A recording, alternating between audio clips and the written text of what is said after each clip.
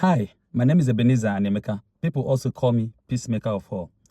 If you're looking for admission to study in the university in this UK, please stay with me. But if you are not, please scroll up.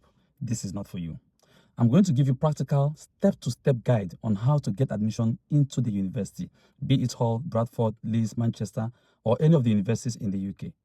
And I'm going to tell you whether it is still worth it to study, irrespective of the prevailing UKVI rules or the rules of the government. So please stay with me. Don't let anybody deceive you. Don't let anybody scam you. All right? You can apply to the university by yourself. You don't need assistance of anybody. However, the university has different agents that are helping people get admission into their university.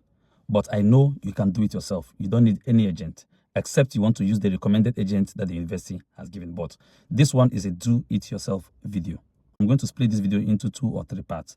And at the end, I'll tell you why it is still worth it to study, what you should prepare for before you come into the UK. So this is the first thing. You need to get your international passport ready. Number 2, you need to get your BSc certificate. That's if you're coming to study a BA and MSc program. That's a master's degree program. Get your BSc certificate ready. Number 3, get your academic transcript ready. Okay? Either you get it directly from the university, or you get the student copy, or you ask your university to send it to the school that you are applying for. And number 5, you need a statement of purpose. The statement of purpose talks about what you are going to study. It talks about why do you want to study in the UK? How useful do you think the course is to you? What next after your studies? It's called a statement of purpose. It's not difficult to draft. It's about 500 words for some universities.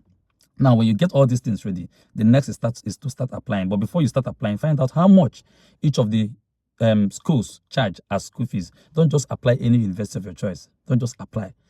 Get your facts right. Get your facts ready. Right? Know if you can live in that city, if there are jobs in that city, and this tuition fee. I stay in Hull, right? There are people applying to Manchester, Bradford, Leeds, Yorkshire. There are different universities. Then you run the application.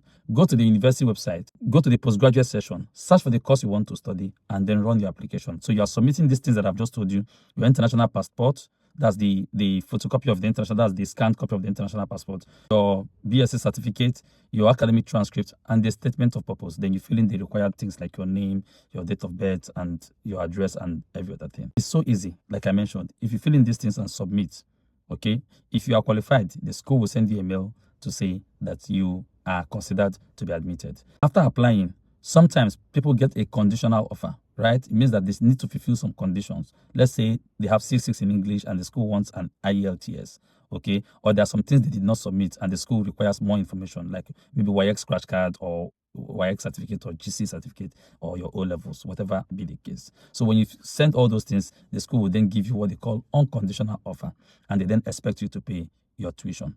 Now, before you apply to the university, please ensure that you have your English and maths good results. Let's say A's or B's or C's. But for English, the university that I am in, the University of Hull, do not accept C6. So if you have C6 in English, you need to back it up with an IELTS. There are some universities that might accept C6, but I'm not sure. A lot of universities don't like it. They like C4, B, A, and all that. So if you have any question, please, in this video, ask me and just drop me a comment, and I would answer you as soon as possible. Now, when you've fulfilled all those righteousness, like I mentioned, and then submit to the university, I will always advise people not to do one university. Do different universities, right? So that anyone that then suits you.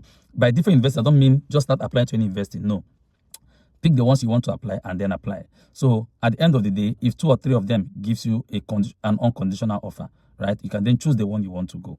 Okay? So when the school gives you an unconditional offer, what next to do is to pay their tuition. Most schools in the UK collect £4,000. Some might collect £3,000. I think I've still seen schools that collect £3,000 as part payment of the tuition.